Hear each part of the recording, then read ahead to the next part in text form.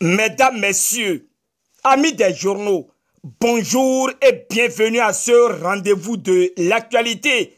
La crise préélectorale qui secoue le Bénin reste et demeure une préoccupation de tous. Le Nouvel Observateur, dans sa parution du jour, nous rapporte que les évêques mettent les politiciens face à leurs responsabilités et exhortent le peuple à la paix. À en croire le confrère, c'est ce 14 avril 2019, dimanche des Rameaux, que les évêques du Bénin ont choisi de délivrer un message pour d'une part mettre les acteurs politiques face à leurs responsabilités dans la crise électorale que connaît le Bénin, mais aussi pour exhorter le peuple à la prière afin que soit conjuré le mauvais sort. Dans ce message intitulé « La paix, une fleur fragile », le Nouvel Observateur étale que la conférence épiscopale relève non seulement une situation inédite, mais elle attire l'attention des citoyens, y compris les politiciens, sur la tension qui ne cesse de s'envenimer. Matin Libre, de son côté, rallonge que le clergé recommande la prière et le jeûne, élément de langage repris par le télégramme qui certifie que la conférence épiscopale du Bénin exhorte le peuple à la prière sans discourir. Le journal de Etienne Ouessou donne lecture du message signé par Monseigneur Victor Gbanou, président de la conférence épiscopale du Bénin, qui souhaite, selon l'Audace Info, que les fils et filles du Bénin s'abstiennent de toute provocation et toute violence. Toujours à propos des législatives de 2019, Matin Libre déclare que Saka Lafia est fier d'être ministre candidat. Le Béninois libéré ne partage pas cet avis et s'insurge contre les propos très peu diplomatiques du ministre candidat Saka Lafia. Déçu, le journal de Aboubacar Takou invite la rupture au garage pour une réparation, alors que le Nouvel Observateur, au sujet de la campagne électorale, découvre les républicains et les progressistes à couteau tiré. Dynamisme Info se demande si le positionnement des chars annonce la militarisation des centres de vote d'une interrogation à une autre, et le Nouvel Observateur voudrait savoir si derrière la volonté d'organiser une élection législative exclusive, y a-t-il une idée dangereuse sans tarir d'idées. Dynamisme Info donne les conséquences de l'exclusion de l'opposition aux législatives dans une exclamation. Le journal de Parfait Boko expose que la 8e législature sans anticorps ouvre la vanne pour la révision de la Constitution. Selon Dynamisme Info, la minorité de blocage, vraisemblablement absente dès la prochaine législature, balise le chemin, quoi qu'on veuille, pour des opinions entièrement partagées. On s'achemine, comme le disait l'autre, vers une complicité institutionnelle plus accrue entre l'exécutif et le législatif.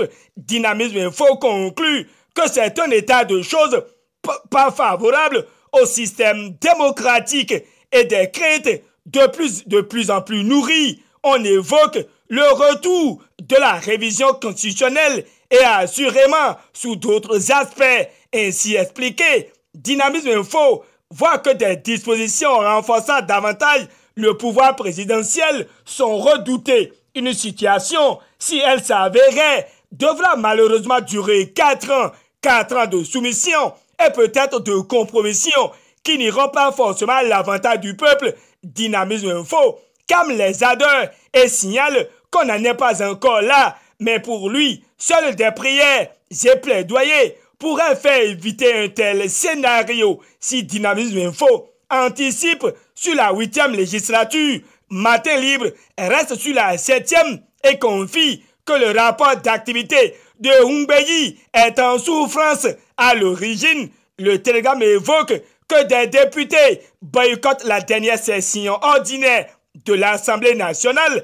La nation nous conduit à la marina pour nous situer par rapport à la crise au sein de la communauté musulmane informée. Le quotidien du service public brandit que le président Talon dégèle la situation qui opposait, selon le matinal, les 2 bureaux issus de 2 congrès pour le défi d'une génération. Patrice Talon unifie l'Union islamique et les protagonistes ont fumé le calumet de la paix. En attendant la rencontre de réunification, le matinal relate que les deux parties ont lu une déclaration conjointe qui scelle le retour à la cohésion. Alors que la cohésion regagne le rang de la communauté musulmane selon le matinal, la nation note une ébullition des réseaux sociaux avec la campagne électorale. Trois camps s'affrontent visiblement, les déchus et les deux partis en lice pour les législatives.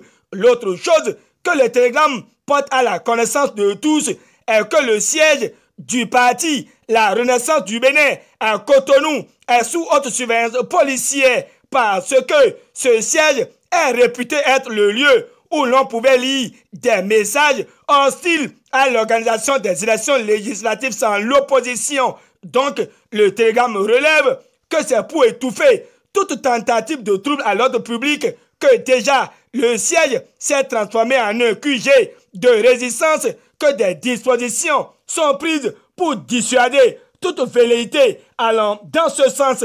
Le même confrère nous apprend que la cathédrale Notre-Dame de Paris a pris feu hier aux environs de 18h50. Terminons ce clin d'œil des titres avec Dynamisme Info qui alerte l'opinion qu'un candidat a été hué par des étudiants pour son autoritarisme. Fin de cette revue de presse, réalisation et présentation. Gutenberg Sohou, GS Communication vous remercie et vous souhaite de passer une agréable journée de travail. D'ici à là, portez-vous bien et à demain pour d'autres actualités plus croustillantes.